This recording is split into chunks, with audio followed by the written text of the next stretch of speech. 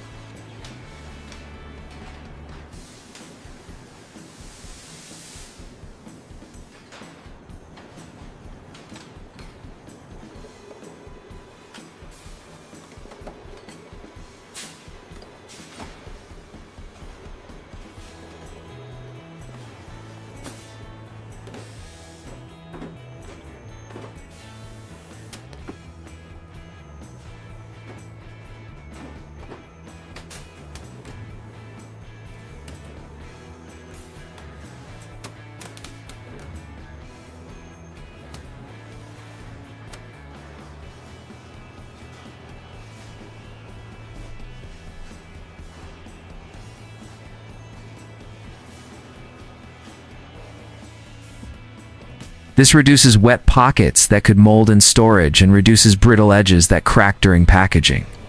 Cooling follows tempering because warm product sealed in a bag creates condensation, and condensation is a direct route to mold and sticky clumping.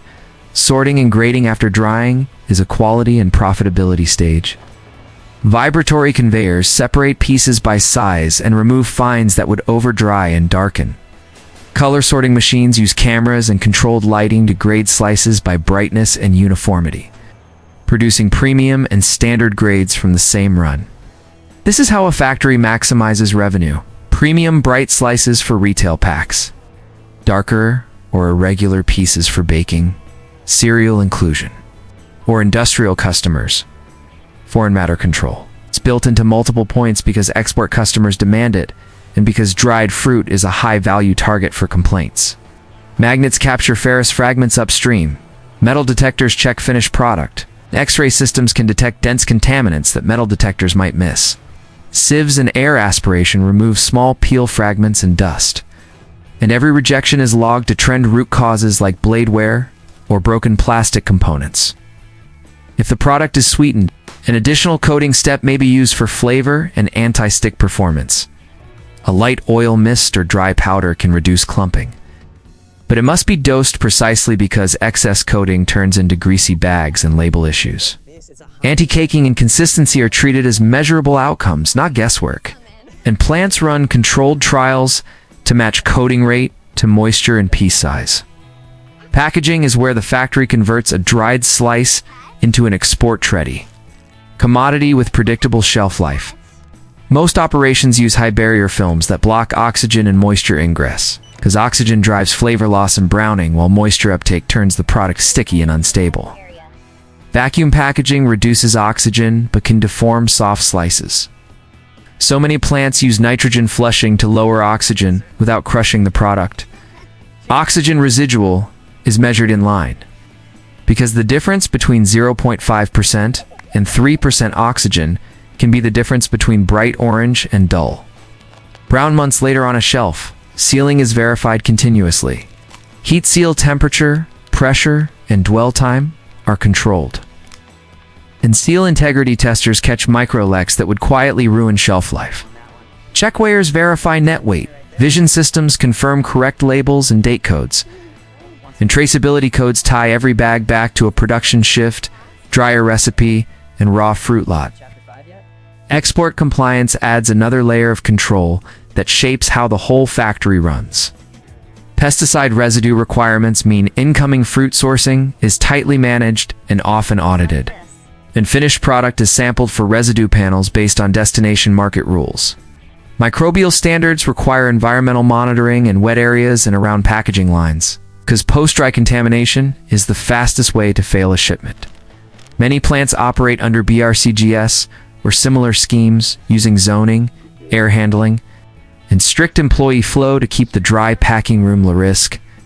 Even when the cutting room is wet and higher risk, sanitation is engineered to protect both safety and uptime. Wet processing equipment is cleaned with foaming systems and sanitized to control biofilms, while dryers are cleaned to prevent sugar buildup that attracts pests and creates fire risk. Dust control is treated seriously because fruit dust can be combustible. So plants use high-efficiency dust collectors, spark detection, and preventive maintenance schedules on bearings and belts that run under heat for long hours. Efficiency is also built around byproducts, because a mango has a high fraction of peel and seed that can't go into the bag.